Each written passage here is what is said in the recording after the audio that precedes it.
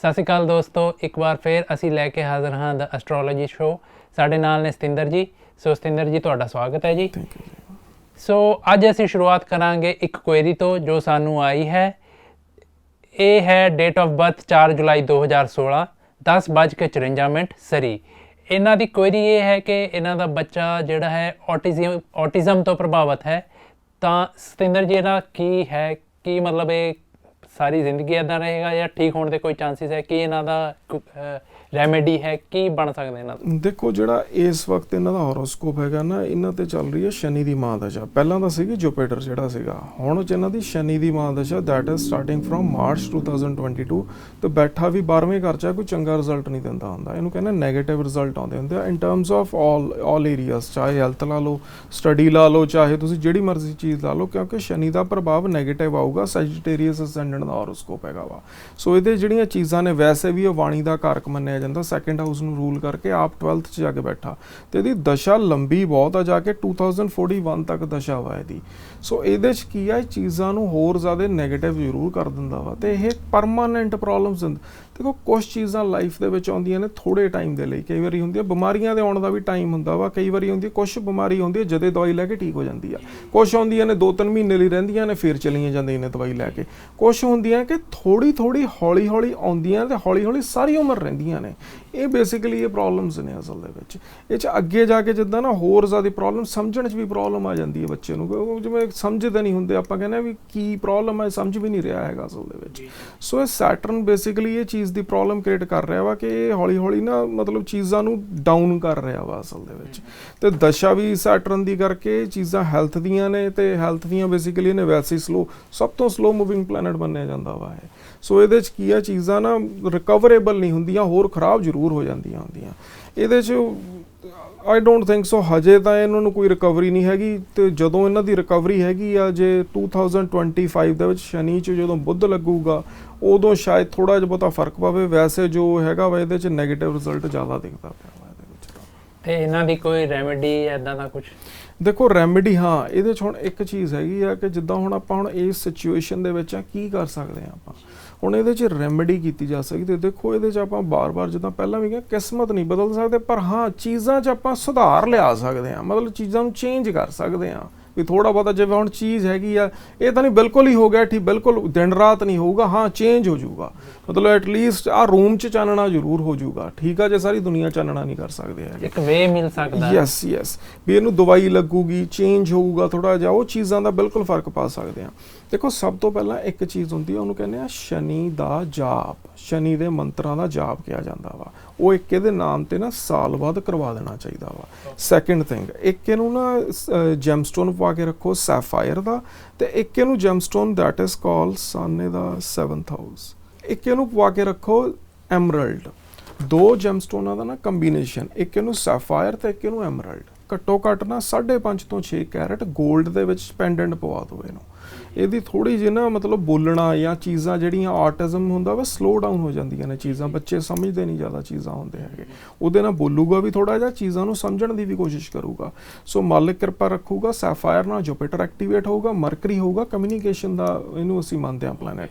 ਉਹਦੇ ਨਾਲ ਦੋਨੇ ਚੀਜ਼ਾਂ ਨਾ ਠੀਕ ਹੋਣੀਆਂ ਸਟਾਰਟ ਹੋਣਗੀਆਂ। ਇੱਕ ਇਹਨੂੰ ਥੋੜ੍ਹੇ ਜਿਹੇ ਕਲਰਸ ਜਿਹੜੇ ਨੇ, ਬਲੈਕ ਕਲਰਸ ਹੋ ਗਏ, ਜਿਹੜੇ ਡਾਰਕ ਸ਼ੇਡਸ ਨੇ ਉਹ ਅਵੋਇਡ ਕਰਨੇ ਆ। ਕਲਰਸ ਇਹਨੂੰ ਪਾਇਆ ਕਰ ਥੋੜ੍ਹਾ ਯੈਲੋ ਟੋਨ ਜਿਹੜੀ ਹੋ ਗਈ ਆ, ਕਰੀਮ ਸ਼ੇਡਸ ਹੋ ਗਿਆ, ਜਿਹੜੇ ਲਾਈਟ ਸ਼ੇਡਸ ਨੇ ਉਹ ਕੱਪੜੇ ਜ਼ਿਆਦਾ ਪਾਉਣੇ ਆ। ਇੱਕ ਇਹਦੇ ਹੱਥੋਂ ਨਾ ਕਾਲੇ ਰੰਗ ਦੀ ਦਾਲ, ਜਿਹਨੂੰ ਮਾਂਹ ਦੀ ਦਾਲ ਕਹਿੰਦੇ ਆ, ਉਹ ਬਾਹਰ ਨਾ ਪੰਛੀਆਂ ਨੂੰ ਫੀਡ ਕਰਵਾਇਆ ਕਰਨੀ ਆ। ਉਹ ਮਤਲਬ ਲਗਾਤਾਰ ਹੀ ਕਰ ਲਓ ਇਹਦੇ ਸਮ ਟਾਈਮ ਹੁੰਦਾ ਵਾ ਦਿਨ ਬੰਨੀ ਦੇ ਆ ਕਿ ਵੀ 41 ਦਿਨ ਕਰ ਲਓ, 82 ਦਿਨ ਕਰ ਲਓ, ਪਰ ਇਹਦਾ ਹੁਣ ਕੇਸ ਕੀ ਹੈ, ਇਟਸ ਅ ਲੌਂਗ ਟਰਮ ਅਸਲ ਦੇ ਵਿੱਚ ਹੈਗਾ ਵੀ ਬੱਚਾ ਇਹ, ਇਹਦੀ ਤਾਂ ਦਸ਼ਾ ਹਜੇ ਸਟਾਰਟ ਹੋਈ ਹੈ, ਇਹਨੇ ਤਾਂ ਹਜੇ ਕਹਿ ਲਓ ਹਜੇ ਤਾਂ ਮਤਲਬ ਹਜੇ ਤਾਂ 10% ਨੈਗੇਟਿਵ ਦੇਖ ਰਿਹਾ, ਹਜੇ ਇਹਦਾ ਨੈਗੇਟਿਵ ਰਿਜ਼ਲਟ ਸ਼ੁਰੂ ਹੋਣਾ ਵਾ ਅਸਲ ਦੇ ਵਿੱਚ। ਸੋ ਇਹਦਾ ਤਾਂ ਬੈਸਟ ਇਜ਼ ਹਰ ਰੋਜ਼ 2-3 ਮੁੱਠੀਆਂ ਲੈ ਕੇ ਨਾ ਬਾਹਰ ਪੰਛੀਆਂ ਨੂੰ ਪਾ ਦਿਆ ਕਰੇ, ਨਮਸਕਾਰ ਕਰਦਿਆ ਕਰੇ। ਕੁਦਰਤ ਨੂੰ ਦਾਨ ਹੈਗਾ ਵਾ, ਕੁਦਰਤ ਲਵੇ ਆਪਦਾ ਦਾਨ ਤੇ ਇਹਨੂੰ ਥੋੜ੍ਹਾ ਜਿਹਾ ਬਖਸ਼ੇ, ਥੋੜ੍ਹਾ ਜਿਹਾ ਰਿਜ਼ਲਟ ਪੋਜ਼ਿਟਿਵ ਦੇਵੇ। ਤੇ ਇੱਕ ਹੋਰ ਚੀਜ਼ ਹੋ ਸਕਦੀ ਆ ਲੋਹੇ ਦਾ ਦਾਨ, ਜਿਹਨੂੰ ਕਹਿੰਦੇ ਹੋ ਗਰੀਬਾਂ ਨੂੰ ਦਾਨ। ਇਹਦੇ ਪਹਿਨੇ ਹੋਏ ਕੋਈ ਵੀ ਕੱਪੜੇ ਹੋ ਸਕਦੇ ਨੇ ਬੱਚੇ ਦੇ, ਉਹ ਗਰੀਬਾਂ ਨੂੰ ਦੇ ਦੇਣੇ ਆ, ਜਾਂ ਇੰਡੀਆ ਹੈਗਾ ਵਾ ਉੱਥੇ ਕਰ ਦੇਣ। ਬੱਚੇ ਗਰੀਬ ਪਾਉਣ, ਜਿੰਨਾ ਜ਼ਿਆਦਾ ਗਰੀਬਾਂ ਨੂੰ ਦਾਨ ਹੋਊਗਾ ਇਹਦਾ ਪੋਜ਼ਿਟਿਵ ਰਿਜ਼ਲਟ ਮਿਲਣਾ ਸ਼ੁਰੂ ਹੋ ਜਾਊਗਾ। ਸੋ ਆਹ ਚੀਜ਼ਾਂ ਸਟਾਰਟ ਕਰਨ, ਇੱਕ ਵਾਰੀ ਕਰਨ ਤੋਂ ਬਾਅਦ ਇੱਕ ਵਾਰੀ ਦੁਬਾਰਾ ਆਪਾਂ ਨੂੰ ਭੇਜ ਦੇਣੀ ਆ, ਚੈੱਕ ਕਰਾ ਲੈਣਾ ਇੱਕ ਵਾਰੀ। ਸੋ ਆਪਾਂ ਉਹਦੇ ਨਾਲ ਰਿਜ਼ਲਟ ਦੇਖ ਲਾਂਗੇ। ਰਿਜ਼ਲਟ ਆਪਾਂ ਦੇਖਣਾ ਕੀ ਆ, ਜੇ 10% ਵੀ ਇਹਨਾਂ ਨੂੰ ਫਰਕ ਪੈ ਗਿਆ ਨਾ ਤਾਂ ਸਮਝ ਲਓ ਇਹ 100% ਠੀਕ ਹੋ ਜਾਊਗਾ ਬੱਚਾ, ਕਿਉਂਕਿ ਆਪਾਂ ਸਿਰਫ ਇਫੈਕਟ ਦੇਖਣਾ ਕਿ ਇਹਦਾ ਇਫੈਕਟ ਆ ਜਾਵੇ ਇੱਕ ਵਾਰੀ, ਤੇ ਡੈਫੀਨੇਟਲੀ ਆ ਚੀਜ਼ਾਂ ਪੂਰੀਆਂ ਕਰਿਓ, ਪੂਰੀਆਂ ਕਰਨ ਨਾਲ ਰਿਜ਼ਲਟ ਆਊਗਾ। 10% ਵੀ ਰਿਜ਼ਲਟ ਆ ਗਿਆ ਫਿਰ ਇਹਦਾ ਰਿਜ਼ਲਟ ਆਪਾਂ ਕੱਢ ਲਾਂਗੇ, ਫਿਰ ਕੋਈ ਪ੍ਰੋਬਲਮ ਨਹੀਂ ਹੈਗੀ। ਸੋ ਮਾਲਿਕ ਕਿਰਪਾ ਰੱਖੂਗਾ, ਰਿਜ਼ਲਟ ਆਊਗਾ ਇਹਨਾਂ ਨੂੰ, ਆ ਚੀਜ਼ਾਂ ਕਰਨ 100% ਆਊਗਾ ਰਿਜ਼ਲਟ। ਠੀਕ ਹੈ ਜੀ। ਸੋ ਇਹ ਸੀਗੀ ਕੁਐਰੀ। ਬਾਕੀ ਤੁਹਾਨੂੰ ਹੋਰ ਵੀ ਕੋਈ ਕੁਐਸਚਨ ਹੈ ਜਾਂ ਕੋਈ ਕਿਸੇ ਤਰ੍ਹਾਂ ਦੀ ਵੀ ਕੋਈ ਕੁਐਰੀ ਹੈ, ਤੁਸੀਂ ਸਤਿੰਦਰ ਜੀ ਨਾਲ ਰਾਬਤਾ ਕਰ ਸਕਦੇ ਹੋ। ਇਹਨਾਂ ਦਾ ਨੰਬਰ ਥੱਲੇ ਸਕਰੀਨ ਤੇ ਚੱਲਦਾ ਰਹਿੰਦਾ ਹੈ, ਸੋ ਪਲੀਜ਼ ਇਹਨਾਂ ਨੂੰ ਕੰਟੈਕਟ ਕਰੋ। ਬਾਕੀ ਅੱਜ ਅਸੀਂ ਜਿਹੜੀ ਗੱਲਬਾਤ ਕਰਨੀ ਹੈ ਉਹ ਹੈਗੀ ਹੈ ਮੇਨ ਪ੍ਰੋਪਰਟੀ ਇਸ਼ੂ ਤੇ। ਆਪਾਂ ਜਿੱਦਾਂ ਸਰੀ ਰਹਿ ਰਹੇ ਹਾਂ ਕੈਨੇਡਾ ਦੇ ਵਿੱਚ, ਜਾਂ ਆਪਾਂ ਟੋਰਾਂਟੋ ਰਹਿੰਦੇ ਹਾਂ ਬਰੈਂਪਟਨ ਦੇ ਵਿੱਚ, ਜਾਂ ਚਾਹੇ ਆਪਾਂ ਇੰਡੀਆ ਵੀ ਰਹਿੰਦੇ ਹਾਂ, ਅੱਜ ਕੱਲ੍ਹ ਪ੍ਰੋਪਰਟੀਜ਼ ਦੇ ਰੇਟ ਇੰਨੇ ਜ਼ਿਆਦਾ ਹਾਈ ਹੋ ਗਏ ਨੇ ਕਿ ਆਮ ਇੱਕ ਨੋਰਮਲ ਬੰਦੇ ਦੀ ਰੇਂਜ 'ਚੋਂ ਬਹੁਤ ਬਾਹਰ ਹੋ ਚੁੱਕੇ ਨੇ। ਇਹ ਮਤਲਬ ਕਹਿਣ ਦਾ ਹੈ ਕਿ ਅਨਅਫੋਰਡੇਬਲ ਹੋ ਚੁੱਕੀ ਹੈ। ਸੋ ਸਤਿੰਦਰ ਜੀ, ਕੀ ਕਾਰਨ ਹੈ ਕਿ ਇੱਕ ਆਮ ਆਦਮੀ ਦੀ ਰੀਚ 'ਚੋਂ ਇਹ ਪ੍ਰੋਪਰਟੀ ਬਾਹਰ ਜਾਂਦੀ ਜਾ ਰਹੀ ਹੈ, ਤੇ ਇਹਦੇ ਵਿੱਚ ਕੋਈ ਗ੍ਰਹਿਾਂ ਦਾ ਕੋਈ ਹੇਰ ਫੇਰ ਹੈ? ਦੇਖੋ ਉਹਦਾ ਸਿੱਧਾ actually it is a question of economics ਕਹਿ ਦਿੰਦੇ ਆ, ਇਕਨੋਮਿਕਸ ਦਾ ਹੈਗਾ। ਪਰ ਇਹਦੇ ਨਾਲ ਇੱਕ ਗੱਲ ਇਹ ਵੀ ਹੈਗਾ ਕਿ ਇਨਸਾਨ ਵੀ ਅਮੀਰ ਹੋ ਰਹੇ ਨੇ। ਜਿੱਥੇ ਪਹਿਲਾਂ ਜਿਹੜੀ ਚੀਜ਼ $100 ਦੀ ਕੀਮਤ ਹੁੰਦੀ ਸੀਗੀ, ਵੀ $100 ਬਹੁਤ ਜ਼ਿਆਦਾ ਭਾਰੀ ਮੰਨਿਆ ਜਾਂਦਾ ਸੀਗਾ, ਪਰ ਹੁਣ ਉੱਥੇ $1000 ਹੋ ਚੁੱਕਿਆ ਵਾ। $1000 ਦੀ ਉਨੀ ਕੀਮਤ, ਮਹਿੰਗਾਈ ਉਨੀ ਵੱਧ ਗਈ, ਉਨੀ ਜ਼ਿਆਦਾ ਵੱਧ ਰਹੀ ਹੈ। ਬੇਸਿਕਲੀ ਇਕਨੋਮੀ ਅਸਲ 'ਚ ਉਨੀ ਜ਼ਿਆਦਾ ਬੰਦਿਆਂ ਕੋਲ ਵੀ ਪੈਸੇ ਉਨੇ ਵੱਧ ਰਹੇ ਹੈਗੇ ਆ। ਸੋ ਮੇਨ ਇਹੀ ਇਹ ਚੀਜ਼ ਹੈਗੀ ਆ ਜੀ, ਮੇਨ ਅਮੀਰ ਹੁੰਦਾ ਜਾ ਰਿਹਾ ਹੈ, ਗਰੀਬ ਤੇ ਗਰੀਬਾਂ ਦੇ ਯੈਸ ਉਹਦੇ ਤੇ ਭਾਰ ਵੱਧ ਰਿਹਾ। ਇਕਨੋਮਿਕਸ ਦਾ ਹੈਗਾ, ਸਪਲਾਈ ਦਾ ਜ਼ੋਨ ਵੱਧ ਰਿਹਾ ਹੈਗਾ, ਡਿਮਾਂਡ ਵੀ ਵੱਧ ਰਹੀ ਹੈਗੀ ਆ। ਮੇਨ ਇਹ ਆ ਪਲੈਨਟਸ ਦਾ ਪ੍ਰਭਾਵ। ਸਿਰਫ ਇਹ ਕਹਿ ਸਕਦੇ ਆ ਕਿ ਜਿਹੜੀਆਂ ਚੀਜ਼ਾਂ ਹੈਗੀਆਂ ਨੇ ਅਸਲ 'ਚ ਜਿਹੜੇ ਜਿੰਨੇ ਜ਼ਿਆਦਾ ਜਿਨ੍ਹਾਂ ਦੇ ਸਟਰੋਂਗ ਪਲੈਨਟ ਨੇ, ਹੋਰ ਜ਼ਿਆਦਾ ਬੇਸਿਕਲੀ ਮੁਨਾਫਾਖੋਰੀ ਜ਼ਿਆਦਾ ਕਰ ਰਹੇ ਨੇ, ਮੁਨਾਫਾ ਜ਼ਿਆਦਾ ਕਮਾ ਰਹੇ ਨੇ ਅਸਲ ਦੇ ਵਿੱਚ। ਕਹਿਣ ਦਾ ਮਤਲਬ ਜਿਹੜੇ ਅਮੀਰ ਹੈ ਉਹਨਾਂ ਦੇ ਪਲੈਨਟ ਸਟਰੋਂਗ ਹੋ ਗਏ ਨੇ। ਯੈਸ, ਕਿਉਂਕਿ ਜਿਹੜਾ ਹੁਣ ਅੱਜ ਦਾ ਯੁੱਗ ਜਿਹੜਾ ਚੱਲ ਰਿਹਾ ਨਾ, ਜਿਹੜੇ ਯੁੱਗ ਤੋਂ ਆਪਾਂ ਜਾ ਰਹੇ ਹਾਂ, ਇਹਨੂੰ ਹਜੇ ਕਿਹਾ ਜਾਂਦਾ ਵਾ ਅਸਲ ਦੇ ਵਿੱਚ ਹਜੇ ਤਾਂ ਸਿਰਫ ਨਾ 5000 ਸਾਲ ਹੋਏ ਨੇ ਕਾਲੇ ਯੁੱਗ ਦੇ। 1 ਲੱਖ ਸਾਲ ਪਿਆ, ਹਜੇ ਤਾਂ ਕੁਝ ਵੀ ਨਹੀਂ ਦੇਖਿਆ ਹੈਗਾ। ਹਜੇ ਤਾਂ ਆਪਾਂ ਬੜੇ ਚੰਗੇ ਯੁੱਗਾਂ ਦੇ ਵਿੱਚੋਂ ਨਿਕਲ ਰਹੇ ਹਾਂ। ਹਜੇ ਤਾਂ ਮਾਰੋ ਮਾਰ ਹੋਣੀ ਆ। ਲੋਕੀ ਤਾਂ ਵੱਢ ਕੇ ਖਾਇਆ ਕਰਨਗੇ, ਮਤਲਬ ਸੜਕ ਤੇ ਤੁਰ ਨਹੀਂ ਸਕਦੇ ਤੁਸੀਂ, ਤੋਂ ਖੋ ਕੇ ਚੀਜ਼ ਭੱਜਿਆ ਕਰਨਗੇ, ਮਤਲਬ ਹੋ ਸਕਦਾ ਤੁਹਾਨੂੰ ਮਾਰ ਕੇ ਵੀ ਭੱਜਿਆ ਕਰਨ। ਹਜੇ ਤਾਂ ਬੜੇ ਭਲੇ ਲੋਕ ਰਹਿ ਰਹੇ ਆ ਸਮਾਜ ਦੇ ਵਿੱਚ। ਸਮਾਜ ਨੇ ਬਹੁਤ ਆਪਣੀ ਚਰਮ ਸੀਮਾ ਤੇ ਜਾਣਾ ਵਾ, ਜੋ ਲੁੱਟਾਂ ਖੋਹਾਂ ਇਦਾਂ ਸ਼ਰੇਆਮ ਹੋਇਆ ਕਰਨਗੀਆਂ, ਲੋਕੀ ਘਰ 'ਚ ਵੀ ਨਹੀਂ ਰਹਿ ਸਕਦੇ ਹੈਗੇ। ਹਜੇ ਮਤਲਬ ਕਾਲੇ ਯੁੱਗ ਦਾ ਹਜੇ ਵਕਤ ਆਉਣਾ ਵਾ। ਮਤਲਬ ਹਜੇ ਤਾਂ ਬੜਾ ਸਲੋ ਚੀਜ਼ਾਂ ਆਪਾਂ ਦੇਖ ਰਹੇ ਹਾਂ, ਹਰੇਕ ਚੀਜ਼ ਨੂੰ ਮਤਲਬ ਆਪਾਂ ਦੇਖ ਰਹੇ ਹਾਂ। ਅੱਗੇ ਜਾ ਕੇ ਚੀਜ਼ਾਂ ਬਹੁਤ ਹੋਰ ਮਹਿੰਗੀਆਂ ਹੋਇਆ ਕਰਨਗੀਆਂ ਚੀਜ਼ਾਂ ਨੇ। ਮਤਲਬ ਹਜੇ ਤਾਂ ਜਿਹੜੀ ਤੁਸੀਂ ਕਹਿੰਦੇ ਅਫੋਰਡੇਬਲ ਹੈ, ਹਜੇ ਤਾਂ ਕੁਝ ਵੀ ਨਹੀਂ। ਇਹ ਤਾਂ ਵੈਰੀ ਅਫੋਰਡੇਬਲ ਪ੍ਰਾਈਸਿਸ ਚੱਲ ਰਹੀਆਂ ਨੇ ਜਿਹੜੀਆਂ ਇਸ ਵਕਤ ਚੱਲ ਰਹੀਆਂ। ਮੇਰੇ ਹਿਸਾਬ ਨਾਲ 10% ਨੇ ਤਾਂ ਜਿਹੜੀਆਂ ਤੁਸੀਂ ਕਹਿ ਰਹੇ ਮਹਿੰਗੀਆਂ, ਮੈਂ ਕਹਿੰਦਾ ਬਹੁਤ ਸਸਤੀਆਂ ਨੇ। ਹਜੇ ਤਾਂ ਬਹੁਤ ਮਹਿੰਗੀਆਂ ਹੋਣੀਆਂ ਨੇ, ਕਿਉਂਕਿ ਚੀਜ਼ਾਂ ਜਿਹੜੀਆਂ ਨੇ ਬਹੁਤ ਚੇਂਜਿੰਗ ਆ ਰਹੀ ਆ। ਇਸ ਯੁੱਗ ਨੂੰ ਅਸੀਂ ਮੰਨਦੇ ਹਾਂ ਇਹ ਨਾ ਰਾਹੂ ਦਾ ਯੁੱਗ ਆ ਅਸਲ ਦੇ ਵਿੱਚ। ਗਰੀਡ ਕਹਿੰਦੇ ਆ ਅਸਲ ਦੇ ਵਿੱਚ, ਲਾਲਚ ਤੇ ਗਰੀਡ ਆ ਜਿਹੜੀ ਉਹ ਨਾ ਜ਼ਿਆਦਾ ਵੱਧ ਰਹੀ ਆ ਲੋਕਾਂ ਦੇ ਵਿੱਚ। ਲੋਕਾਂ ਨੂੰ ਚਾਹੇ ਨਾ ਪੁਰਾਣੇ ਜ਼ਮਾਨਿਆਂ 'ਚ ਹੁੰਦਾ ਸੀ, ਲੋਕੀ ਚਾਹੇ ਨਾ 200 ਰੁਪਇਆ ਵੀ ਕਮਾਉਂਦੇ ਸੀ, ਉਹਦੇ 'ਚ ਘਰੇ ਆ ਕੇ ਰੋਟੀ ਖਾ ਕੇ ਸੰਤੁਸ਼ਟੀ ਨਾਲ ਸੌ ਜਾਂਦੇ ਸੀਗੇ। ਪਰ ਅੱਜ ਕੀ ਆ, ਚਾਹੇ ਕੋਈ ਬੰਦਾ ਨਾ 5000 ਵੀ ਕਮਾ ਰਿਹਾ ਹੋਵੇ, 10000 ਵੀ, ਉਹਨੂੰ ਇਹੀ ਸੋਚੀ ਜਾਂਦਾ ਮੈਂ 20000 ਕਦੋਂ ਕਮਾਉਣਾ ਵਾ। 20 ਵਾਲਾ ਸੋਚੀ ਜਾਂਦਾ ਮੈਂ 40 ਕਿੱਥੋਂ ਕਮਾਉਣਾ। ਹੁਣ ਅੱਜ ਕੱਲ੍ਹ ਰਿਸ਼ਤੇ ਨਾਤੇ ਤਾਂ ਵੈਸੇ ਹੀ ਨਹੀਂ ਰਹੇ ਹੈਗੇ। ਅਗਲਾ ਸੋਚਦਾ ਹੀ ਨਹੀਂ, ਚਾਹੇ ਕੋਈ ਦੋਸਤ ਹੋਵੇ ਜਾਂ ਕੋਈ ਮਿੱਤਰ ਹੋਵੇ, ਉਹ ਸੋਚਦਾ ਨਹੀਂ। ਉਹ ਤਾਂ ਸਿਰਫ ਇਹ ਗੱਲ ਸੋਚ ਰਿਹਾ ਵੀ ਮੈਂ ਪੈਸੇ ਕਿਸੇ ਨੂੰ ਮਾਰ ਕੇ ਕਮਾਉਣੇ ਕਿੱਦਾਂ, ਮੇਰੇ ਅਕਾਊਂਟ 'ਚ ਆ ਜਾਣ, ਬਾਕੀ ਮੈਂ ਬਾਅਦ 'ਚ ਦੇਖੂੰਗਾ। ਜਿਹੜੀ ਮੋਰੈਲਿਟੀਜ਼ ਹੁੰਦੀਆਂ ਸੀਗੀਆਂ ਸਾਡੀਆਂ, ਜਿਹੜੀਆਂ ਲੋਕਾਂ ਦੇ ਸੋਚਣਾ ਦੇ, ਇਹ ਰਾਹੂ ਦਾ ਯੁੱਗ ਚੱਲ ਰਿਹਾ ਵਾ ਅਸਲ ਦੇ ਵਿੱਚ। ਰਾਹੂ ਬੇਸਿਕਲੀ ਰੂਲ ਕਰ ਰਿਹਾ ਇਸ ਸਮਾਜ ਨੂੰ। ਜਿਹੜੇ ਪਹਿਲਾਂ ਦੇ ਯੁੱਗ ਸੀਗੇ ਉਹਦੇ ਵਿੱਚ ਨਾ ਹੁੰਦਾ ਸੀਗਾ, ਕਦੇ ਜੁਪੀਟਰ ਆਉਂਦਾ ਸੀਗਾ, ਮਤਲਬ ਸਤਯੁਗੀ ਜਿਹਨੂੰ ਕਹਿੰਦੇ ਆ, ਜੁਪੀਟਰ ਦਾ ਯੁੱਗ ਹੁੰਦਾ ਸੀਗਾ। ਹੁਣ ਜਿਹੜਾ ਅੱਜ ਦਾ ਨਵਾਂ ਯੁੱਗ ਆ, ਜਿਹਨੂੰ ਮਾਡਰਨਾਈਜੇਸ਼ਨ ਆਪਾਂ ਕਹਿੰਦੇ ਆ, ਇਹ ਰਾਹੂ ਦਾ ਯੁੱਗ ਆ। ਨਵੀਆਂ ਟੈਕਨੋਲੋਜੀਜ਼ ਆ ਰਹੀਆਂ ਨੇ, ਉਹ ਟੈਕਨੋਲੋਜੀਜ਼ ਆ ਗਈਆਂ। ਅੱਗੇ ਹੋਰ ਚੀਜ਼ਾਂ ਆਉਣਗੀਆਂ। ਮਤਲਬ ਬੰਦੇ ਨੂੰ ਆਪਾਂ ਕਹਿੰਦੇ ਆ ਨਾ, 2 ਬੰਦੇ ਲੈਟਸ ਸੇ ਆਪਾਂ ਤਾਂ ਹਜੇ ਉਰੇ ਬੈਠੇ ਆ, ਲੈਟਸ ਸੇ ਉਰੇ ਬੈਠਣ ਦੀ ਵੀ ਲੋੜ ਨਹੀਂ, ਇੱਕ ਨਵੀਂ ਟੈਕਨੋਲੋਜੀ ਆ ਜੂਗੀ। ਆਪਣੇ ਹੋਲੋਗ੍ਰਾਮਿਕ ਆਪਣੀਆਂ ਚੀਜ਼ਾਂ ਬਣਨਗੀਆਂ ਕਿ 2 ਬੰਦੇ ਬਿਠਾ ਦਿਆ ਕਰਨਗੇ ਤੇ ਲੱਗਿਆ ਕਰਨਗੇ ਵੀ ਉਰੇ ਬੈਠੇ ਆ। ਸੋ ਚੀਜ਼ਾਂ ਬਹੁਤ ਐਡਵਾਂਸ ਆ ਰਹੀਆਂ ਹੈਗੀਆਂ। ਇਹ ਰਾਹੂ ਦਾ ਯੁੱਗ ਆ। ਅੱਗੇ ਬਹੁਤ ਅੱਗੇ ਹੋਰ ਚੀਜ਼ਾਂ ਆਉਣੀਆਂ।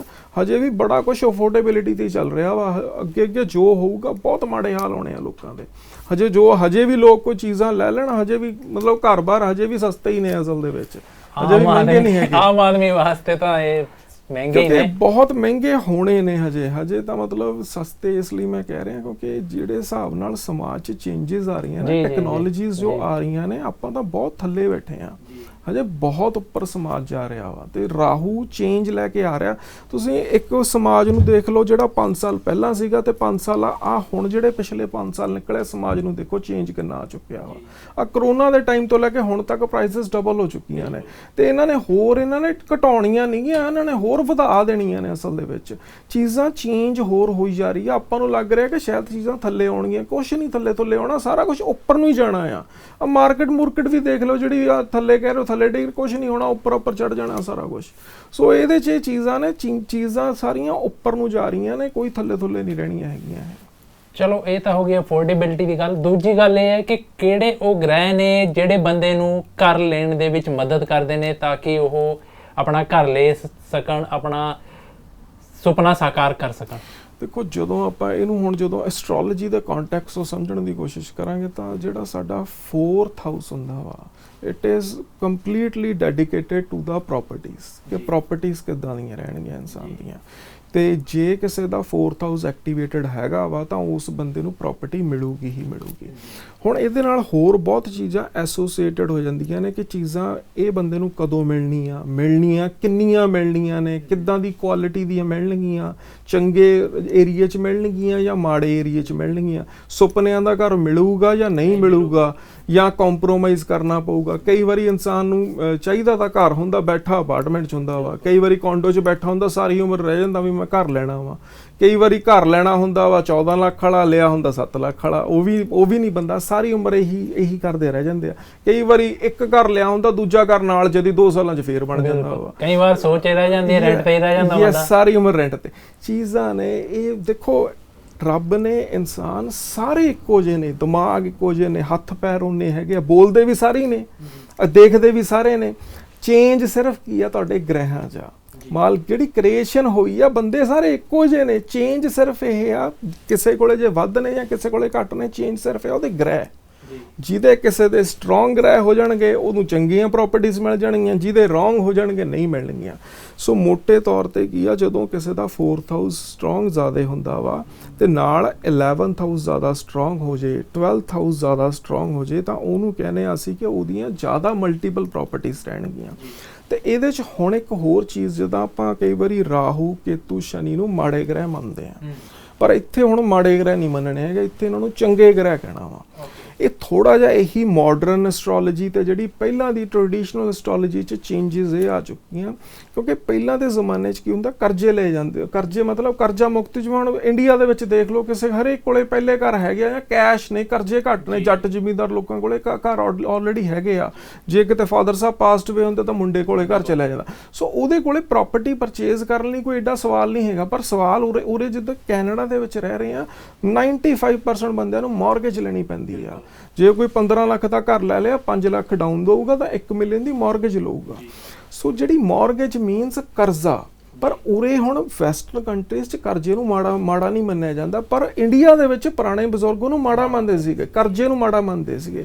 ਪਰ ਇਹਦੇ ਵਿੱਚ ਕੀ ਆ, ਉਹ ਪੁਰਾਣੇ ਜ਼ਮਾਨਿਆਂ ਦੇ ਵਿੱਚ ਚੰਗੇ ਗ੍ਰਹਿ ਮੰਨੇ ਜਾਂਦੇ ਸੀ ਕਿ ਕਰਜ਼ਾ ਨਾ ਦਿਵਾਉਣ ਅਸਲ ਦੇ ਵਿੱਚ।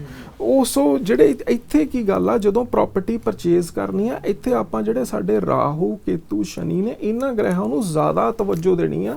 ਕਿਉਂਕਿ ਜਦ ਤੱਕ ਸਾਡੀ ਮੌਰਗੇਜ ਨਹੀਂ ਅਪਰੂਵ ਹੋਣੀ ਹੈਗੀ, ਉਦੋਂ ਤੱਕ ਸਾਨੂੰ ਘਰ ਨਹੀਂ ਮਿਲਣਾ ਹੈਗਾ। ਤੇ ਚੰਗੇ ਗ੍ਰਹਿ ਨੇ ਸਾਨੂੰ ਕਰਜ਼ਾ ਲੈਣ ਨਹੀਂ ਦੇਣਾ, ਕਿਉਂਕਿ ਉਹ ਚਾਹੁੰਦਾ ਕਿ ਅਸੀਂ ਨਾ ਲਈਏ ਅਸਲ 'ਚ ਕਰਜ਼ਾ, ਕਿਉਂਕਿ ਸਾਡੀ ਲਾਈਫ ਲਈ ਵੈਸੇ ਤਾਂ ਬਿਹਤਰ ਹੀ ਹੈ ਕਿ ਨਾ ਕਰਜ਼ਾ ਲਈਏ, ਕਿਉਂਕਿ ਸਾਰੀ ਉਮਰ ਕਰਜ਼ੇ ਸਿਰ ਤੇ ਰਹਿ ਜਾਣੇ ਆ। ਸੋ ਅਸਲ ਦੇ ਵਿੱਚ ਜਿਹੜੇ ਸਾਡੇ 3 ਇਹ ਗ੍ਰਹਿ ਨੇ, ਇਹ ਜ਼ਿਆਦਾ ਅਸਲ 'ਚ ਐਕਟੀਵੇਟਡ ਰਹਿਣੇ ਚਾਹੀਦੇ ਆ, ਤਾਂ ਕਿ ਸਾਨੂੰ ਕਰਜ਼ਾ ਜ਼ਿਆਦਾ ਤੋਂ, ਕਿਉਂਕਿ ਜਿੰਨਾ ਜ਼ਿਆਦਾ ਤੋਂ ਜ਼ਿਆਦਾ ਵਧੀਆ ਕਰਜ਼ਾ ਜ਼ਿਆਦਾ ਮਿਲੂਗਾ, ਉਨਾ ਹੀ ਅਸੀਂ ਵੱਡਾ ਘਰ ਲੈ ਸਕਦੇ ਹਾਂ। ਕਈ ਵਾਰੀ ਹੁੰਦਾ ਵਾ ਇਨਸਾਨ ਨੇ ਲੈਣਾ ਤਾਂ $1 ਮਿਲੀਅਨ ਦਾ ਘਰ ਹੁੰਦਾ ਵਾ, ਅਪਰੂਵ ਹੋਇਆ ਹੁੰਦਾ $5 ਲੱਖ ਦਾ ਲੋਨ, ਸੋ ਨਾ ਅੱਧ ਵਿਚਾਲੇ ਰਹਿ ਜਾਂਦੇ ਆ। ਸੋ ਇੱਥੇ ਰਾਹੂ ਕੇਤੂ ਸ਼ਨੀ ਬੰਦੇ ਦੇ ਸਟਰੋਂਗ ਚਾਹੀਦੇ ਆ, ਤੇ ਨਾਲ ਮਾਰਸ ਮੰਗਲ ਗ੍ਰਹਿ ਵੀ ਧਰਤੀ ਦਾ ਕਾਰਕ ਮੰਨਿਆ ਜਾਂਦਾ ਵਾ।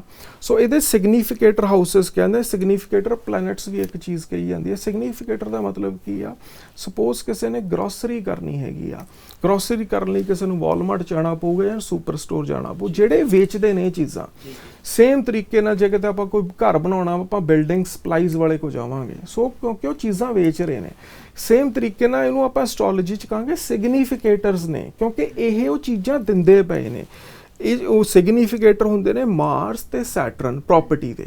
ਜਦੋਂ ਵੀ ਤੁਸੀਂ ਪ੍ਰਾਪਰਟੀ ਦੀ ਸੇਲ ਕਰਨੀ ਹੈ ਜਾਂ ਪਰਚੇਜ਼ ਕਰਨੀ ਹੈ, ਮਾਰਸ ਤੇ ਸੈਟਰਨ ਹੋਣੇ ਚਾਹੀਦੇ ਆ, ਇਹ ਦੋ ਗ੍ਰਹਿ। ਤੇ ਰਾਹੂ ਕੇਤੂ ਸ਼ਨੀ ਇਹ ਤਾਂ ਹੋਣੀ ਚਾਹੀਦੀ ਆ, ਇਹਨਾਂ ਦਾ ਤਾਂ ਬੇਸਿਕਲੀ ਕਰਜ਼ੇ ਮਿਲਣ 'ਚ ਪ੍ਰਭਾਵ ਪੈਂਦਾ ਆ। ਤੇ ਜਦੋਂ ਅਸੀਂ ਹੋਰੋਸਕੋਪ ਨੂੰ ਦੇਖਦੇ ਹਾਂ 6th ਹਾਊਸ ਤੇ 12th ਹਾਊਸ ਜਿਹੜਾ ਹੈਗਾ ਵਾ, ਇਹ ਲੋਨਸ ਤੇ ਡੈਟਸ ਚੜ੍ਹਨੀਆਂ ਹੁੰਦੀਆਂ ਕਿ ਟਾਈਮਿੰਗ ਨਿਸ਼ਚਿਤ ਕਰੀਦੀ ਆ ਕਿ ਕਦੋਂ ਇਹਨਾਂ ਪਲੈਨਟਸ ਦੀ ਦਸ਼ਾ ਅੰਤਰ ਜਾਂ ਪਤਿਅੰਤਰ ਆਊਗਾ ਜਦੋਂ ਸਾਨੂੰ ਲੋਨ ਮਿਲ ਸਕਦਾ ਹੈਗਾ ਵਾ। ਸੋ ਇਹ ਸਾਰਾ ਕੰਬੀਨੇਸ਼ਨ ਹੁੰਦਾ ਵਾ, ਜਦੋਂ ਇਹਨਾਂ ਗ੍ਰਹਿਾਂ ਦਾ ਕੰਬੀਨੇਸ਼ਨ ਬਣਦਾ, ਦੈਟ ਇਜ਼ ਵਟ ਵੀ ਸੇ ਕਿ ਹੁਣ ਇਹ ਇਵੈਂਟ ਹੋਊਗਾ, ਹੁਣ ਇਹ ਚੀਜ਼ਾਂ ਹੋ ਸਕਦੀਆਂ। ਹੁਣ ਇਹ ਚੀਜ਼ਾਂ ਦਾ ਬਹੁਤ ਜ਼ਿਆਦਾ ਨੇ, ਮਤਲਬ 4 5 7 ਚੀਜ਼ਾਂ ਨੇ ਜਿਹੜੀਆਂ ਦੇਖੀ ਦੀਆਂ ਨੇ। ਹੁਣ ਇਹਦੇ 'ਚ ਹੋ ਸਕਦਾ ਕਿਸੇ ਦੇ 6th ਹਾਊਸ ਐਕਟੀਵੇਟ ਨਾ ਹੋਵੇ, ਉਹਨੂੰ ਡੈਟਸ ਨਹੀਂ ਮਿਲ ਰਹੀਆਂ ਹੈਗੀਆਂ। ਹੋ ਸਕਦਾ ਮੰਗਲ ਸ਼ਨੀ ਉਹਨਾਂ ਤੇ ਆਇਆ ਹੀ ਨਾ ਹੋਵੇ, ਹੋ ਸਕਦਾ ਰਾਹੂ ਕੇਤੂ ਸ਼ਨੀ ਉਹਨਾਂ ਦੇ ਬਲੀ ਨਾ ਹੋਣ, ਸਟਰੈਂਥ 'ਚ ਨਾ ਹੋਵੇ, ਤੇ ਉਹ ਬੰਦੇ ਦਾ ਇਵੈਂਟ ਨਹੀਂ ਆ ਰਿਹਾ, ਚੀਜ਼ਾਂ ਨਹੀਂ, ਜਿੱਦਾਂ ਹੁਣ ਲੈ ਨਹੀਂ ਹੋ ਰਹੀਆਂ ਬੰਦੇ ਤੋਂ। ਕਈ ਵਾਰੀ ਡਾਊਨ ਪੇਮੈਂਟ ਹੁੰਦੀ, ਘਰ ਹੀ ਨਹੀਂ ਲੱਭ ਰਿਹਾ ਜੀ, ਸਾਨੂੰ ਮਿਲ ਹੀ ਨਹੀਂ ਰਿਹਾ। ਸੋ ਇਹਦੇ 'ਚ ਫਿਰ ਸਾਨੂੰ ਰੈਮਡੀਜ਼ ਕਰਨੀਆਂ ਪੈਂਦੀਆਂ ਨੇ ਤਾਂ ਕਿ ਜਿਹੜੀ ਚੀਜ਼ ਦੀ ਕਮੀ ਬਣ ਰਹੀ ਹੈ ਨਾ, ਹੋ ਸਕਦਾ ਰਾਹੂ ਕੇਤੂ ਸ਼ਨੀ ਉਹਨੂੰ ਮਿਲਣ ਨਹੀਂ ਦੇ ਰਹੇ ਹੈਗੇ, ਉਹ ਚੀਜ਼ਾਂ ਚੜ੍ਹ ਨਹੀਂ ਰਹੀਆਂ, ਚੰਗੇ ਗ੍ਰਹਿ ਹੀ ਨਹੀਂ ਐਕਟੀਵੇਟ ਹੋਏ ਨੇ, ਕਰਜ਼ਾ ਮਿਲਣ ਨਹੀਂ ਦੇ ਰਹੇ ਹੈਗੇ, ਜਾਂ ਸਾਨੂੰ ਕਿਤੇ ਉਸ ਜਗ੍ਹਾ ਹੀ ਨਹੀਂ ਮਿਲ ਜਾਣ ਦੇ ਰਹੇ ਜਿੱਥੇ ਸਾਨੂੰ ਕਰਜ਼ਾ ਮਿਲਣਾ ਹੈਗਾ ਵਾ, ਜਿਹਨੇ ਅਪਰੂਵ ਕਰਨਾ ਹੈਗਾ ਵਾ। ਸੋ ਹੋ ਸਕਦਾ ਵਾ ਸਾਡਾ ਮੰਗਲ ਤੇ ਸੈਟਰਨ ਦਾ ਪ੍ਰਭਾਵ ਨਹੀਂ ਸਾਨੂੰ ਮਿਲ ਰਿਹਾ ਹੈਗਾ। ਸੋ ਇਹ ਸਾਨੂੰ ਦੇਖਣਾ ਪੈਂਦਾ ਐਨਾਲਿਸਿਸ ਕਰਕੇ ਕਿ ਕਿਹੜੇ ਪਲੈਨਟ ਦਾ ਪ੍ਰਭਾਵ ਸਾਨੂੰ ਕਮਜ਼ੋਰ ਹੋ ਰਿਹਾ ਜਾਂ ਕਿਹੜੇ ਪਲੈਨਟ ਦਾ ਪ੍ਰਭਾਵ ਨਹੀਂ ਪੈ ਰਿਹਾ ਹੈਗਾ, ਜਿਹਦੇ ਕਰਕੇ ਸਾਡੀਆਂ ਚੀਜ਼ਾਂ ਹੈਪਨ ਨਹੀਂ ਹੋ ਰਹੀਆਂ ਹੈਗੀਆਂ। ਸੋ ਇਸ ਨੂੰ ਅਸੀਂ ਫਿਰ ਪ੍ਰੋਪਰਲੀ ਸਟੱਡੀ ਕਰਕੇ ਦੇਖ ਸਕਦੇ ਹਾਂ ਕਿ ਜਿਹੜੇ ਚੀਜ਼ ਦੀ ਕਮੀ ਬਣਦੀ ਆ 4-5 ਚੀਜ਼ਾਂ ਚੋਂ ਜਿਹਦੀ ਕਮੀ ਬਣਦੀ ਆ, ਉਹਦੀ ਪੂਰਤੀ ਕਰਕੇ ਸਾਨੂੰ ਪ੍ਰਾਪਰਟੀ ਪਰਚੇਸ ਹੋਵੇ ਸਾਡੀ। ਸੋ ਇਸ ਤਰੀਕੇ ਨਾਲ ਆਪਾਂ ਦੇਖ ਸਕਦੇ ਹਾਂ। ਜਿੱਦਾਂ ਤੁਸੀਂ ਕਿਹਾ ਹੁਣ ਮੰਗਲ ਰਾਹੂ ਕੇਤੂ ਸ਼ਨੀ, ਇਹਨਾਂ ਨੂੰ ਆਪਾਂ ਮਾੜੇ ਗ੍ਰਹਿ ਹੀ ਮੰਨਦੇ ਆ, ਇਹਨਾਂ ਨੂੰ ਮੰਨਿਆ ਮਾੜਾ ਹੀ ਜਾਂਦਾ ਵਾ, ਪਰ ਜਿੱਦਾਂ ਨਾ ਕੋਈ ਵੀ ਚੀਜ਼ ਮਾੜੀ ਨਹੀਂ। ਹੁਣ ਇੱਥੇ ਜਿੱਦਾਂ ਇਨਸਾਨ ਨੇ ਚਲਾਕੀ ਵੀ ਕੀਤੀ ਹੋਈ ਆ, ਆਪਾਂ ਇੱਕ ਤਰੀਕੇ ਨਾਲ ਚਲਾਕੀ ਖੇਡਦੇ ਪਏ ਆ, ਕਿਉਂਕਿ ਹੁਣ ਇਹ ਚੀਜ਼ ਅਸੀਂ ਦੇਖ ਲਈ, ਕਿਉਂਕਿ ਕਰਜ਼ਾ ਵੀ ਇਹਨਾਂ ਨੇ ਦਿਵਾਉਣਾ ਵਾ, ਹੁਣ ਅਸੀਂ ਇਹਨੂੰ ਫਾਇਦੇ ਲਈ ਵਰਤਣਾ ਵਾ।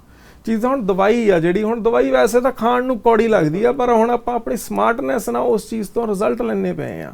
ਉਸ ਠੀਕ ਆ, ਜ਼ਹਿਰ ਆ, ਜਿੱਦਾਂ ਜ਼ਹਿਰ ਨੂੰ ਉਤਾਰਨ ਲਈ ਸੱਪ ਦਾ ਜ਼ਹਿਰ ਹੀ ਚੜਾਉਣਾ ਪੈਂਦਾ ਵਾ, ਤਾਂ ਹੀ ਉਹ ਲੈਂਦਾ ਵਾ। ਪੋਇਜ਼ਨ ਨੂੰ ਮਾਰਨ ਲਈ ਪੋਇਜ਼ਨ ਲੈਣੀ ਪੈਂਦੀ ਆ। ਸੇਮ ਤਰੀਕੇ ਨਾਲ ਅਸੀਂ ਇਨਸਾਨ ਨੇ ਆਪਦੀ ਬੁੱਧੀ ਯੂਜ਼ ਕਰਕੇ, ਤਾਂ ਹੀ ਮੈਂ ਤੁਹਾਨੂੰ ਬਹੁਤ ਵਾਰੀ ਕਹਿਣਾ ਨਾ, ਐਸਟ੍ਰੋਲੋਜੀ ਦਾ ਮਾਲਕ ਨੇ ਤੁਹਾਨੂੰ ਦਿੱਤੀ ਹੈ, ਇਹਨੂੰ ਯੂਜ਼ ਕਰ ਲਓ। ਬੁੱਧੀ ਫ੍ਰੀ 'ਚ ਇੱਕ ਚੀਜ਼ ਦਿੱਤੀ ਹੋਈ ਆ, ਯੂਜ਼ ਕਰਕੇ ਜੇ ਤੁਹਾਨੂੰ $10,000 ਮਿਲਦਾ $20,000 ਮਿਲਣ ਲੱਗ ਜੂ, ਤੁਹਾਨੂੰ ਕੀ ਆ, ਤੁਹਾਡੇ ਹੀ ਗ੍ਰਹਿ ਨੇ, ਲੈ ਲਓ ਇਹਨਾਂ ਤੋਂ। ਸੋ ਆਮ ਭਾਸ਼ਾ ਦੇ ਵਿੱਚ ਸਾਨੂੰ ਆਪਣੇ ਗ੍ਰਹਿ ਮਾੜੇ ਕਰਾਉਣੇ ਪੈਣੇ ਪ੍ਰਾਪਰਟੀ ਲੈਣ ਵਾਸਤੇ। ਸੋ ਇਹਦੇ 'ਚ ਬੇਸਿਕਲੀ ਇਹਨਾਂ ਨੂੰ ਇੱਕ ਤਰਤੀਬ ਵਾਰ ਯੂਜ਼ ਕਰਨਾ ਪੈਂਦਾ ਵਾ, ਕਿਉਂਕਿ ਜੇ ਉਹ ਨਹੀਂ ਹੋਊਗਾ, ਸਾਡੀ ਇਵੈਂਟ ਨਹੀਂ ਆ ਰਿਹਾ ਹੈਗਾ ਸਾਡੇ ਕੋਲੇ, ਕਿਉਂਕਿ ਸਾਡੇ ਕੋਲੇ ਚੀਜ਼ਾਂ ਨਹੀਂ ਹੈਗੀਆਂ। ਉਹਨੂੰ ਇੱਕ ਮਤਲਬ ਤਰੀਕੇ ਨਾਲ ਟਿਊਨਿੰਗ ਇਹ ਨਹੀਂ ਕਹਿੰਦੇ, ਅਸਲ ਟਿਊਨ ਕਰ ਰਹੇ ਹਾਂ, ਅਸਲ ਚੋਂ ਸਾਨੂੰ ਨਹੀਂ ਦੇ ਰਹੇ, ਅਸੀਂ ਉਹਨਾਂ ਤੋਂ ਲੈ ਰਹੇ ਹਾਂ ਕਿ ਆ ਕੇ ਦੇ ਸਾਨੂੰ ਆ ਚੀਜ਼, ਕਿਉਂਕਿ ਵੈਸੇ ਤਾਂ ਮਾੜੀ ਮੰਨੀ ਜਾਂਦੀ ਚੀਜ਼, ਪਰ ਉਰੇ ਹੁਣ ਕਹਿ ਲਓ ਜਿਹਦੇ ਕੋਲ ਘਰ ਨਹੀਂ ਹੈਗਾ ਤਾਂ ਸਟੇਟਸ ਹੀ ਨਹੀਂ ਮੰਨਦੇ ਹੈਗੇ ਵੀ ਤੇ ਕੋ, ਕਿਉਂਕਿ ਬੰਦੇ ਨੂੰ ਪਹਿਲੀ ਗੱਲ ਹੀ ਇਹ ਪੁੱਛਦੇ ਆ ਵੀ ਤੂੰ ਘਰ ਲੈ ਲਿਆ, ਮਤਲਬ ਕੋਈ ਮਿਲਦੇ ਆ ਤਾਂ ਇਹੀ ਗੱਲ ਹੀ ਪੁੱਛਦੇ। ਪਰ ਇਹ ਜਿਹੜੀ ਘਰ ਵਾਲੀ ਗੱਲ ਹੈ ਆਪਣੀ ਕਮਿਊਨਿਟੀ 'ਚ ਹੀ ਹੈ, ਇੰਡੀਅਨ ਕਮਿਊਨਿਟੀ 'ਚ ਗੋਰਿਆਂ ਦੇ ਚੱਲ ਜੋ ਪੂਰੀ ਜ਼ਿੰਦਗੀ ਉਹ ਰੈਂਟ ਤੇ ਕੱਢ ਦਿੰਦੇ, ਉਹਨਾਂ ਨੂੰ ਕੋਈ ਇਹਦੇ 'ਚ ਗਿਲਾ ਸ਼ਿਕਵਾ ਨਹੀਂ ਹੈ, ਉਹਨਾਂ ਕੋਲ ਜਿਹੜੀ ਸੋਸਾਇਟੀ ਦਾ ਫਰਕ ਆ ਥੋੜਾ ਜਿਹਾ। ਆਪਣੇ ਦੇ ਵਿੱਚ ਮਤਲਬ ਬੰਦੇ ਨੂੰ ਪਹਿਲਾਂ ਹੀ ਪੁੱਛਦੇ ਆ, ਕਈਆਂ ਦੇ ਨਹੀਂ ਪੁੱਛਦੇ ਹੈਗੇ, ਪਰ ਇਹੀ ਗੱਲ ਆ ਜਿਨ੍ਹਾਂ ਨੂੰ ਹੈਗਾ ਆ, ਫੀਲ ਹੁੰਦਾ ਆ, ਤਾਂ ਐਸਟ੍ਰੋਲੋਜੀ ਦੇ ਵਿੱਚ ਉਹ ਰੈਮਡੀਜ਼ ਹੈਗੀਆਂ ਨੇ, ਉਹਦੇ ਨਾਲ ਆਪਾਂ ਕਰ ਸਕਦੇ ਹਾਂ ਕਿ ਉਹ ਚੀਜ਼ ਦੀ ਆਪਾਂ ਦੇਖੀਏ ਕਿ ਕਿਹੜੀ ਚੀਜ਼ ਦੀ ਕਮੀ ਬਣਦੀ ਆ। ਵੈਸੇ ਜਿੱਦਾਂ ਹੋ ਗਿਆ 4th ਹਾਊਸ ਹੋ ਗਿਆ, ਆਪਦਾ ਮਾਰਸ ਨੂੰ ਚੈੱਕਅਪ ਕਰੋ, ਰਾਹੂ ਕੇਤੂ ਸੈਟਰਨ ਦੇ ਆਪਦਾ ਦੇਖ ਲਓ, ਤੇ ਜਦੋਂ ਇਹ ਚੀਜ਼ਾਂ ਦੀ ਬਣਦੀ ਹੈ ਕੰਬੀਨੇਸ਼ਨ, ਤਾਂ ਬਿਲਕੁਲ ਰਿਜ਼ਲਟ ਮਿਲੂਗਾ ਉਸ ਬੰਦੇ ਨੂੰ। ਚਲੋ ਇਹ ਤਾਂ ਹੋ ਗਿਆ ਕਿ ਰਾਹੂ ਕੇਤੂ ਮੰਗਲ ਅਸੀਂ ਮਾੜੇ ਕਰਾ ਲਏ ਤੇ ਸਾਨੂੰ ਕਰਜ਼ਾ ਮਿਲ ਗਿਆ। ਬਾਕੀ ਜੇ ਜ਼ਿਆਦਾ ਹੀ ਮਾੜੇ ਹੋ ਜਾਣ ਇਹ ਤਾਂ ਕਰਜ਼ਾ ਲੱਥੇ ਹੀ ਨਾ। ਇਹਦੇ 'ਚ ਨਾ ਮਾੜੇ ਨਹੀਂ ਕਰਨੇ ਹੈਗੇ, ਐਕਚੁਅਲੀ ਇਹਨਾਂ ਨੂੰ ਸਿਰਫ ਨਾ ਐਕਟੀਵੇਟ ਕਰਨਾ ਵਾ। ਮਤਲਬ ਇਹਦੇ ਵਿੱਚ ਇਹ ਲਫ਼ਜ਼ ਅਸਲ 'ਚ ਗਲਤ ਆ ਵੀ ਮਾੜੇ ਕਰਨੇ, ਇਹ ਕਦੇ ਵੀ ਮਾੜੇ ਨਹੀਂ ਹੁੰਦੇ। ਰਾਹੂ ਕੇਤੂ ਕਦੇ ਵੀ ਮਾੜੇ ਨਹੀਂ ਹੁੰਦੇ ਹੈਗੇ। ਇਹਨਾਂ ਦੀ ਹਮੇਸ਼ਾ ਸਿਰਫ ਇਹਨੂੰ ਕਹਿੰਦੇ ਆ ਬਲੀ ਕਰਨਾ, ਇੱਕ ਵਰਡ ਹੁੰਦਾ ਬਲੀ ਕਰਨਾ, ਸਟਰੈਂਥ ਦੇਣੀ। ਇਹ ਕਦੇ ਵੀ ਮਾੜੇ ਇਹ ਕਿਉਂਕਿ ਹੈਗੀ ਮੇਲਫਿਕ ਨੇ, ਇਹ ਹੈਗੀ ਮਾੜੇ ਗ੍ਰਹਿ ਨੇ।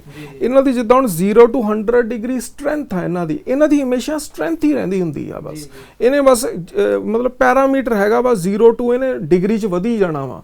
ਜਦੋਂ ਇਹ 100 ਤੇ ਚਲੇ ਗਏ ਤਾਂ ਵੀ ਨਹੀਂ ਤੁਹਾਡੇ ਤੋਂ ਸਹਾਰੇ ਜਾਣੇ, ਜਦੋਂ ਇਹ 0 ਤੇ ਆ ਗਏ ਤਾਂ ਵੀ ਨਹੀਂ ਤੁਹਾਡੇ ਤੋਂ ਸਹਾਰੇ ਜਾਣੇ।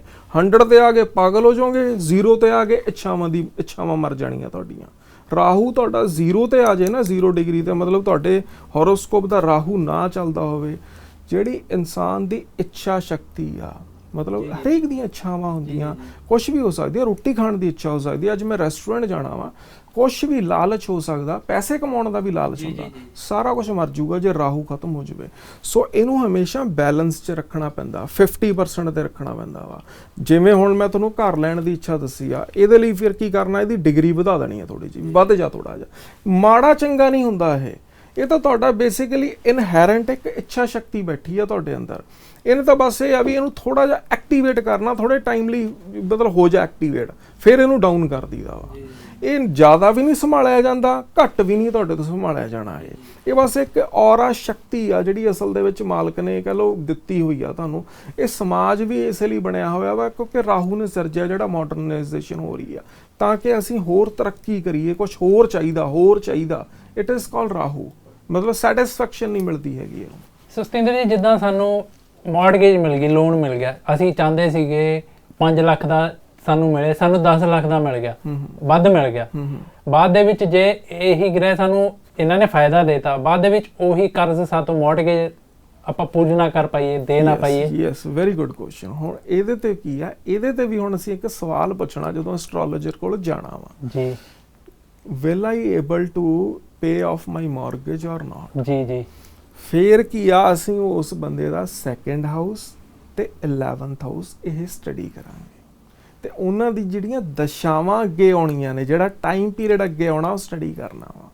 ਯੈਸ, ਆਹ ਤਾਂ ਚੀਜ਼ਾਂ ਕਰ ਲੀਆਂ, ਪਰ ਇਹ ਚੀਜ਼ ਜ਼ਰੂਰ ਦੇਖਣੀ ਆ ਵੀ ਉਹਨਾਂ ਦਾ ਹੁਣ 2nd ਹਾਊਸ ਤੇ 2nd ਹਾਊਸ ਹੁੰਦਾ ਸਾਡਾ ਫਿਕਸ ਐਸੈਟ, ਤੇ 11th ਹਾਊਸ ਹੁੰਦੀਆਂ ਸਾਡੀਆਂ ਇੱਛਾਵਾਂ, ਗੇਨਸ, ਮਤਲਬ ਧਨ ਦਾ ਗੇਨ ਹੋਣਾ। ਕਿਉਂਕਿ ਜੇ ਗੇਨ ਹੋਊਗਾ, ਮੌਰਗੇਜ ਨੇ ਆਪੇ ਪੇ ਆਫ ਹੋ ਜਾਣਾ ਵਾ। ਅਸੀਂ ਕੀ ਕਰਨਾ ਵਾ, ਤੁਹਾਡੇ ਜਿਹੜੇ ਆਉਣ ਵਾਲੇ ਮੂਰਲੇ ਗ੍ਰਹਿ ਨੇ, ਜਿਹੜੇ ਤੁਹਾਡੇ ਜਿਨ੍ਹਾਂ ਨੇ ਵੀ ਆਉਣਾ ਵਾ, ਲੈਟਸ ਸੇ ਕੋਈ ਮਰਕਰੀ ਆ ਰਿਹਾ ਜਾਂ ਕੋਈ ਵੀ ਗ੍ਰਹਿ ਆ ਰਿਹਾ, ਮੂਨ ਆ ਰਿਹਾ ਵਾ, ਉਹਦੀ ਦਸ਼ਾ ਆ ਰਹੀ ਹੈ। ਦਸ਼ਾ ਮੀਨਸ ਵਕਤ ਕਿਹੜੇ ਗ੍ਰਹਿ ਦਾ ਆ ਰਿਹਾ ਵਾ, ਜਿਹੜੇ ਗ੍ਰਹਿ ਦਾ ਵਕਤ ਆ ਰਿਹਾ ਵਾ, ਅਸੀਂ ਉਹਨੂੰ ਸਟੱਡੀ ਕਰ ਲੈਣਾ ਵਾ ਕੀ ਉਹ ਗ੍ਰਹਿ ਦੂਸਰੇ ਘਰ ਦਾ ਤੇ 11ਵੇਂ ਘਰ ਦਾ ਰਿਜ਼ਲਟ ਦੇ ਰਿਹਾ ਜਾਂ ਨਹੀਂ ਦੇ ਰਿਹਾ। ਜੇ ਤਾਂ ਦੇ ਰਿਹਾ, ਇਟ ਮੀਨਸ ਤੁਸੀਂ you will be able to pay off your mortgage.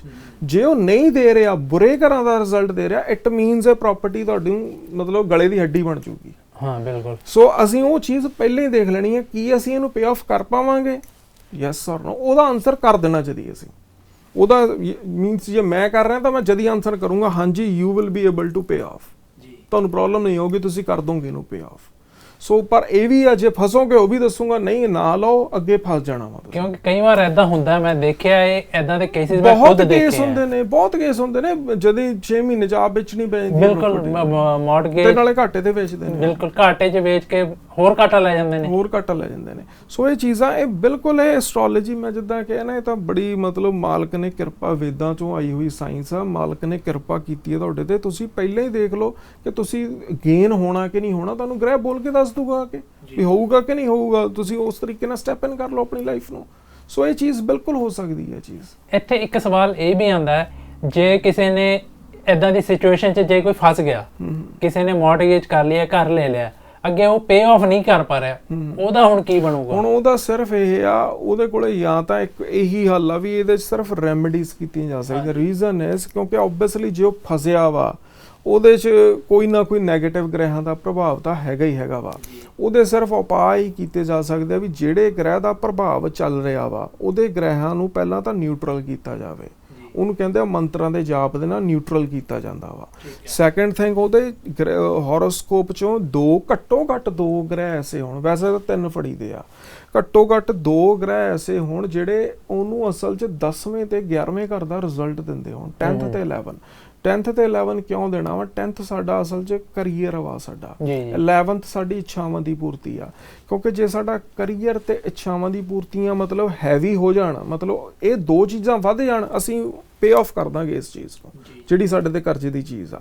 ਸੋ ਅਸੀਂ ਫਿਰ ਉਹਨਾਂ ਗ੍ਰਹਿਾਂ ਨੂੰ ਲੱਭਦੇ ਹਾਂ ਜਿਹੜੇ 10th ਤੇ 11th ਨੂੰ ਐਕਟੀਵੇਟ ਕਰਦੇ ਨੇ, ਜਾਂ ਜਿਨ੍ਹਾਂ 'ਚ ਸ਼ਮਤਾ ਹੈਗੀ ਆ ਕਿ ਉਹ ਉਹਨਾਂ ਚੀਜ਼ਾਂ ਨੂੰ ਬੈਲੈਂਸ ਕਰ ਲੈਣ ਅਸਲ 'ਚ, ਜਿਹੜੇ ਮਾੜੇ ਗ੍ਰਹਿ ਨੇ। ਸੋ ਉਹਨਾਂ ਗ੍ਰਹਿਾਂ ਨੂੰ ਅਸੀਂ ਫਿਰ ਜੈਮਸਟੋਨਸ ਹੋ ਗਏ ਜਾਂ ਕਲਰ ਥੈਰੇਪੀ ਹੋ ਗਈ, ਉਹਦੇ ਨਾਲ ਅਸੀਂ ਉਹਨਾਂ ਨੂੰ ਐਕਟੀਵੇਟ ਕਰਦੇ ਹਾਂ। ਸੋ ਉਹ ਚੀਜ਼ਾਂ ਦੇ ਨਾਲ ਅਸੀਂ ਉਹਨੂੰ ਇੱਕ ਵਾਰੀ ਉਹ ਸੈੱਟ ਕਰਨ ਦੀ ਕੋਸ਼ਿਸ਼ ਕਰਦੇ ਹਾਂ ਕਿ ਵੀ ਉਹ ਚੀਜ਼ ਹੋ ਜਾਵੇ, ਕਿਉਂਕਿ ਜਿਹੜਾ ਬੰਦਾ ਹੁਣ ਆਲਰੇਡੀ ਫਸ ਗਿਆ ਉਹਦੇ ਕੋਲ ਆਪਸ਼ਨ ਕੋਈ ਨਹੀਂ ਗੀ, ਹੁਣ ਜਾਂ ਤਾਂ ਲੱਖਾਂ ਦਾ ਘਾਟਾ ਖਾਊਗਾ ਜਾਂ ਇਹ ਵੀ ਪਹਿਲਾਂ ਰੈਮੇਡੀ ਕਰਕੇ ਦੇਖ ਲੈ, ਕਿਉਂਕਿ ਹੁਣ ਤਾਂ ਫਸ ਗਿਆ ਅਸਲ ਦੇ ਵਿੱਚ। ਮੇਰੇ ਹਿਸਾਬ ਨਾਲ ਇੱਕ ਵਾਰੀ ਰੈਮੇਡੀਜ਼ ਕਰਕੇ ਦੇਖ ਲਵੇ, ਉਹਦੇ ਨਾਲ ਮਾਲਕ ਕਿਰਪਾ ਰੱਖੂਗਾ, ਰਿਜ਼ਲਟ ਆ ਜਾਂਦੇ ਨੇ। ਜਿੱਦਾਂ ਹੁਣ ਤੁਸੀਂ ਕਲਰ ਥੈਰੇਪੀ ਦੀ ਗੱਲ ਕੀਤੀ ਹੈ, ਇਹਦੇ ਵਿੱਚ ਕੀ ਹੁੰਦਾ? ਕਲਰ ਥੈਰੇਪੀ ਜਿੱਦਾਂ ਨਾ ਮਾਲਕ ਨੇ ਜਿਹੜੀ ਵੀ ਆ ਲਾਈਟ ਆ, ਕੋਈ ਵੀ ਲਾਈਟ ਆ, ਲਾਈਟ ਦੇ 7 ਕਲਰਸ ਹੁੰਦੇ ਨੇ, 7 ਰੰਗ ਦੀ ਆ। ਸਿਰਫ ਗੱਲ ਇਹ ਆ ਵੀ ਸਾਨੂੰ ਇੱਕ ਤਰ੍ਹਾਂ ਦੀ ਦਿਖ ਰਹੀ ਆ, ਸੂਰਜ ਦੀ ਰੋਸ਼ਨੀ ਚ 7 ਰੰਗ ਨੇ। ਪ੍ਰਿਜ਼ਮ ਹੁੰਦੀ ਆ, ਪ੍ਰਿਜ਼ਮ ਨੂੰ ਨਾ ਰੋਸ਼ਨੀ ਦੇ ਅੱਗੇ ਕਰ ਦੋ, ਤੁਹਾਨੂੰ 7 ਰੰਗ ਰਿਫਲੈਕਟ ਹੁੰਦੇ ਹੋਣ ਦੇਣਗੇ। ਅਸਲ ਦੇ ਵਿੱਚ ਰੋਸ਼ਨੀ ਦੇ ਵਿੱਚ 7 ਰੰਗ ਹੁੰਦੇ ਨੇ। ਇਹ ਉਹੀ 7 ਰੰਗ ਨੇ ਜਿਹੜੇ ਸਾਡੇ ਗ੍ਰਹਿਾਂ ਦੇ ਰੰਗ ਨੇ, ਗ੍ਰਹਿਾਂ ਦੀ ਊਰਜਾ ਸ਼ਕਤੀ ਦੇ ਰੰਗ ਨੇ ਅਸਲ ਦੇ ਵਿੱਚ। ਇਹ ਸਾਡੇ ਬਾਡੀ ਦੇ ਵਿੱਚ ਕਈ ਵਾਰੀ ਕੋਈ ਰੰਗ ਜ਼ਿਆਦਾ ਵੱਧ ਜਾਂਦਾ ਵਾ, ਕੋਈ ਘਟ ਜਾਂਦਾ ਵਾ, ਇਹ ਔਰਾ ਆ ਸਾਡਾ। ਅਸੀਂ ਜਿਹੜੇ ਜੈਮਸਟੋਨ ਪਾਉਂਦੇ ਆ ਇਹੀ ਕਰਦੇ ਆ, ਰੰਗਾਂ ਨੂੰ ਵਧਾ ਰਹੇ ਆ, ਐਂਪਲੀਫਾਈ ਕਰ ਰਹੇ ਆ। ਜਿੱਦਾਂ ਹੁਣ ਹੋ ਸਕਦਾ, ਜਿੱਦਾਂ ਹੁਣ ਮੈਂ ਯੈਲੋ ਸਫਾਇਰ ਪਾਇਆ, ਮੈਂ ਅਸਲ 'ਚ ਜੁਪੀਟਰ ਦੀ એનર્ਜੀ ਨੂੰ ਵਧਾ ਰਹੇ ਆ, ਅਸਲ ਦੇ ਵਿੱਚ ਰਾਹੂ ਦੀ એનર્ਜੀ ਨੂੰ ਵਧਾ ਰਹੇ ਆ, ਅਸੀਂ ਮਾਰਸ ਦੀ એનર્ਜੀ ਨੂੰ ਵਧਾ ਰਹੇ ਆ, ਰੈੱਡ ਕਲਰ ਨੂੰ ਵਧਾ ਰਹੇ ਆ। ਸੋ ਇਸ ਤਰੀਕੇ ਨਾਲ ਅਸੀਂ ਕਲਰਸ ਨੂੰ ਐਨਹਾਂਸ ਕਰਦੇ ਆ। ਪਰ ਜਿਹੜਾ ਇਹ ਆ ਵੀ ਹੁਣ ਕਲਰ ਜਿੱਦਾਂ ਕੱਪੜੇ ਪਾ ਲਏ ਉਹ ਘੱਟ ਐਨਹਾਂਸ ਕਰਦਾ, ਜੈਮਸਟੋਨ ਜ਼ਿਆਦਾ ਐਨਹਾਂਸ ਕਰਦੇ ਨੇ, ਦੇ ਉਹਨੂੰ ਮੋਸਟ ਸਕੇਲ ਦੇ ਵਿੱਚ ਕਹਿੰਦੇ ਆ ਅਸੀਂ, ਉਹ ਜ਼ਿਆਦਾ ਐਂਪਲੀਫਾਈ ਕਰਦੇ ਆ। ਔਰ ਹਰੇਕ ਦਾ ਇੱਕ ਵੱਖਰਾ ਵੱਖਰਾ ਪ੍ਰਭਾਵ ਹੈਗਾ। ਜਿੱਦਾਂ 골ਡ ਹੈਗਾ, 골ਡ ਪਾਉਣਾ ਦੈਟ ਇਜ਼ ਆਲਸੋ ਐਨਹਾਂਸਿੰਗ ਯੂਰ ਔਰਾ। ਉਹ ਕੈਮੀਕਲ ਲੈਵਲ ਦੇ ਉੱਤੇ, ਬਾਡੀ ਦੇ ਲੈਵਲ ਦੇ ਉੱਤੇ ਜਾ ਕੇ ਤੁਹਾਨੂੰ ਅਸਲ 'ਚ ਪ੍ਰਭਾਵ ਦਿੰਦਾ ਵਾ। ਸੋ ਹਰੇਕ ਇੱਕ ਕਲਰ ਨੂੰ ਯੂਜ਼ ਕਰਨਾ ਤੁਹਾਡੇ ਬਾਡੀ ਤੇ ਕਿਸ ਤਰੀਕੇ ਨਾਲ ਦਊਗਾ ਰਿਜ਼ਲਟ, ਉਹਦਾ ਅਲੱਗ ਤਰ੍ਹਾਂ ਦਾ ਇਫੈਕਟ ਹੈਗਾ ਵਾ। ਕਈ ਵਾਰੀ ਕੁਝ ਲੋਕ ਹੁੰਦੇ ਹੱਥ ਦੇ ਉੱਤੇ ਗਾਨਾ ਬੰਨ ਲੈਂਦੇ ਨੇ, ਡੋਰੀ ਬੰਨ ਲਈ ਕੁਛ, that is also colour therapy, ਪਰ ਉਹਦਾ ਘੱਟ ਰਿਜ਼ਲਟ ਆਊਗਾ। ਸੋ ਅਸੀਂ ਦੇਖਣਾ ਆ ਕਿ ਸਾਨੂੰ ਕਿੱਦਾਂ ਦਾ ਰਿਜ਼ਲਟ। ਸੇਮ ਮੈਂ ਤੁਹਾਨੂੰ ਦੱਸਿਆ ਨਾ, ਰਾਹੂ ਕਿੰਨਾ ਐਕਟੀਵੇਟ ਕਰਨਾ ਉਹ ਅਸੀਂ ਦੇਖਣਾ ਆ। ਅਸੀਂ ਉਹਨੂੰ 4 ਕੈਰਟ ਦਾ ਜੈਮਸਟੋਨ ਪਾਉਣਾ, 5 ਕੈਰਟ ਦਾ ਪਾਉਣਾ ਵਾ, ਜਾਂ ਉਹਨੂੰ ਕੱਲਾ ਸਿਰਫ ਇਕੱਲੇ ਕਲਰਸ ਥੈਰੇਪੀ ਦੇ ਨਾਲ ਉਹਨੂੰ ਕੱਲਾ ਕਰਨਾ ਵਾ, ਜਾਂ ਕੱਲਾ ਦਾਨ ਕਰਕੇ ਹੀ ਉਹਨੂੰ ਕੱਲਾ ਐਕਟੀਵੇਟ ਕਰਨਾ ਵਾ। ਸੋ ਅਸੀਂ ਡਿਸਾਈਡ ਕਰਨਾ ਵਾ ਉਹਨੂੰ ਕਿੰਨੀ ਊਰਜਾ ਸ਼ਕਤੀ ਦੀ ਲੋੜ ਆ। ਲੈਟਸ ਸੇ ਕਿਸੇ ਦੇ ਹੋਰੋਸਕੋਪ 'ਚ 10th ਹਾਊਸ 'ਚ ਰਾਹੂ ਬੈਠਾ, ਇਹ ਜੇ ਰਾਹੂ ਨੂੰ ਐਕਟੀਵੇਟ ਕਰਕੇ ਕੀ ਕਰਨਾ, ਇਹਨੂੰ ਤਾਂ ਬਸ ਕੱਲਾ ਇੱਕ ਕੰਬਲ ਦਾਨ ਕਰਾਉਣਾ, ਇਹਦਾ ਤਾਂ ਠੀਕ ਹੋ ਜਾਣਾ ਵਾ।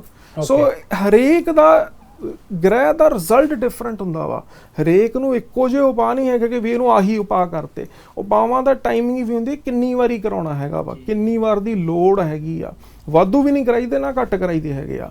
ਸੋ ਉਹਦੇ ਨਾਲ ਕਈ ਵਾਰੀ ਲੋਕੀ ਦਾਨ ਕਰਦੇ ਰਹਿੰਦੇ, ਮਾਹਾਂ ਦਾ ਦਾਨ ਕਰਾਤਾ, ਕਦੇ ਤੇਲ ਪਾਉਂਦੇ ਰਹਿੰਦੇ ਨੇ। ਸੋ ਗ੍ਰਹਿ ਚੱਲਦੇ ਦਾ ਕੀ ਆ, ਵੈਸੇ ਹੀ ਡੈਡ ਹੋ ਜਾਂਦੇ ਨੇ। ਉਹ ਕਦੇ ਉੱਪਰ ਥੱਲੇ ਹੁੰਦਾ ਨਾ, ਵੀ ਸਾਰਾ ਕੁਝ ਹੀ ਖਰਾਬ ਕਰ ਲੈਂਦੇ ਨੇ ਆਪਣਾ। ਸੋ ਉਹ ਚੀਜ਼ ਨਹੀਂ ਕਰਨੀ ਚਾਹੀਦੀ ਹੈਗੀ। ਠੀਕ ਹੈ ਸਤਿੰਦਰ ਜੀ, ਤੁਸੀਂ ਅੱਜ ਪ੍ਰਾਪਰਟੀ ਬਾਰੇ ਸਾਨੂੰ ਇੰਨਾ ਕੁਝ ਦੱਸਿਆ। ਪ੍ਰਾਪਰਟੀ ਦੇ ਕਿਹੜੇ ਗ੍ਰਹਿ ਨੇ ਖਰੀਦਣ ਵੇਚਣ ਦੇ, ਜਾਂ ਕਿਹੜੇ ਘਾਟਾ ਵਾਧਾ ਪਵਾ ਸਕਦੇ ਨੇ, ਬਹੁਤ ਬਹੁਤ ਤੁਹਾਡਾ ਧੰਨਵਾਦ। ਸੋ ਦੋਸਤੋ, ਇਹ ਸੀਗੇ ਸਤਿੰਦਰ ਜੀ ਜਿਨ੍ਹਾਂ ਨੇ ਸਾਨੂੰ ਦੱਸਿਆ ਕਿ ਪ੍ਰਾਪਰਟੀ ਕਦੋਂ ਤੇ ਕਿੱਦਾਂ ਮਤਲਬ ਲਈ ਜਾ ਸਕਦੀ, ਕਿਹੜੇ ਗ੍ਰਹਿ ਉਹਨੂੰ ਹੈਲਪ ਕਰਦੇ ਨੇ ਲੈਣ ਦੇ ਵਿੱਚ, ਤੇ ਕਿਹੜੇ ਗ੍ਰਹਿ ਸਾਨੂੰ ਅੱਗੇ ਉਹਨੂੰ ਪ੍ਰੋਫਿਟ 'ਚ ਲੈ ਕੇ ਜਾਣ 'ਚ ਮਦਦ ਕਰਦੇ ਨੇ। ਜੇ ਤੁਹਾਡਾ ਕੋਈ ਵੀ ਸਵਾਲ ਹੈ ਪ੍ਰਾਪਰਟੀ ਦੇ ਖਰੀਦਣ ਤੋਂ ਰਿਲੇਟਡ, ਜਾਂ ਕੋਈ ਲੈਣ ਤੋਂ ਰਿਲੇਟਡ, ਕੋਈ ਤੁਹਾਡੀ ਗ੍ਰਹਿ ਦਸ਼ਾ ਠੀਕ ਕਰਾਉਣ ਦੇ ਰਿਲੇਟਡ, ਤੁਸੀਂ ਸਤਿੰਦਰ ਜੀ ਨੂੰ ਸੰਪਰਕ ਕਰ ਸਕਦੇ ਹੋ। ਨੰਬਰ ਸਾਡਾ ਥੱਲੇ ਚੱਲ ਰਿਹਾ ਹੈ, ਪਲੀਜ਼ ਇਹਨਾਂ ਨੂੰ ਸੰਪਰਕ ਕਰੋ। ਸੋ ਪਲੱਸ ਟੀਵੀ ਦੇਖ ਰਹੇ ਸਾਰੇ ਹੀ ਦਰਸ਼ਕਾਂ ਦਾ ਅਸੀਂ ਧੰਨਵਾਦ ਕਰਦੇ ਹਾਂ। ਇੱਕ ਵਾਰ ਫਿਰ ਅਗਲੇ ਹਫਤੇ ਫਿਰ ਲੈ ਕੇ ਆਵਾਂਗੇ ਦ ਐਸਟ੍ਰੋਲੋਜੀ ਸ਼ੋ। Thank you.